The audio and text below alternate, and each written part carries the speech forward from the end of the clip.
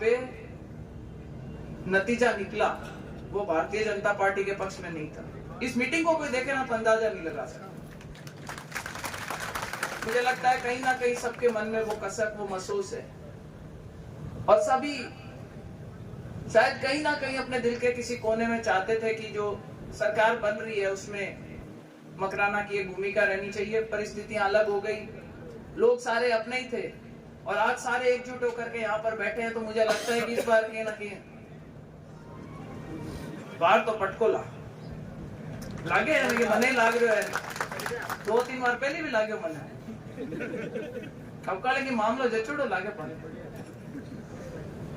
तो मैंने कहा आप लोग तैयारी पकड़ लो जना, कोई की ताकत खोने की मकराना में आप लोगों के आशीर्वाद ज्योति मिर्दा को पारो पाक उन पट के लोग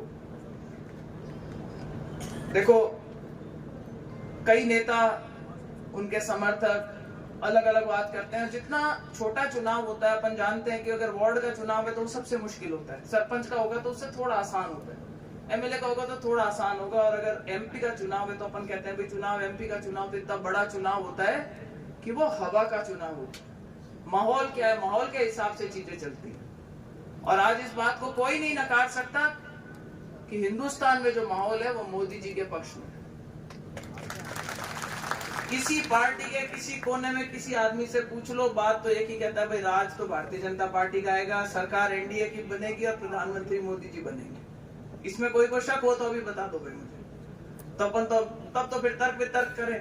नहीं तो अगर अपन इस बात को मान के चलते हैं तो भाई क्यों ना अपनी भी एक अहम भूमिका उसमें निभाएं। नागौर में भी जो मोदी जी का नारा है कि 400 पार, उसमें भाई नागौर की भी गिनती होए। इसी के लिए आज ये सारे नेता यहाँ पर मंच पर बैठे हैं, इसी बात की अपील आप लोगों के बीच में करने के लिए आए हैं।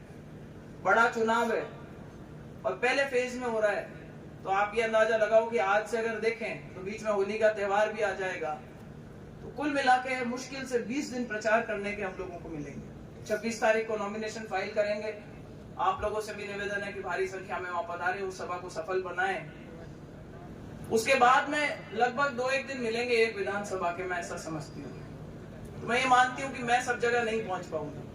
ये चुनाव आपको ज्योति मिर्दा बन के लड़ना पड़ेगा। एक एक आदमी को, एक एक नेता जो मंच पे बैठा है, चाहे वो रूप जी हो, चाहे वो श्री राम जी हो, चाहे वो सुमिता जी हो, चाहे प्रकाश भाकर हो, चाहे कोई सरपंच गण हो, जो इस विचारधारा से आज जुड़े हुए और जिनके मन में ये इच्छा है कहीं ना कहीं कि भाई ज्योति मिर्दा इस बार चुनाव जीतनी चाहिए, तो मैं आप लोगों से निवेदन करूंगी कि जब तक वोट ना पड़ जाए तब तक ज्योति मिर्दा बन के एक एक बूथ पे मजबूती रखने का प्रयास करें। मैं मेरी ओर से यही आश्वासन दिला सकती हूँ आप लोगों को कि जब मेरा पुराना कार्यकाल रहा था, मैंने सभी भाइयों को साथ लेके चलने का प्रयास किया था ना। मैंने कभी जाति पाति का देखा, कुछ देखा, कोई बजट में बांटने की बारी, मैंने कहा चलो अब की बार नहीं दिया, अगली बार दे देना। मैंने उस वक्त भी किसी से पार्टीबाजी की बात नहीं करी थी। आज वो सब मुझे आकर के बोलते हैं कि बिन टाइम मैं तो थान वोट कौन दिया, पर थेमन 5 लाख रुपया दे दिया। मैं क्यों आपके ब्याज समेत 5 दे दीजिए वोटा में। तो भाई माहौल जोरदार लागे। अपनी कमर कस आप बैठा 19 तारीख का वोट पड़े, बिन टाइम तक अगर आप मजबूती बूथ माथे लागे रहवा हगला, तो मन लागे कि अब काले मकराना में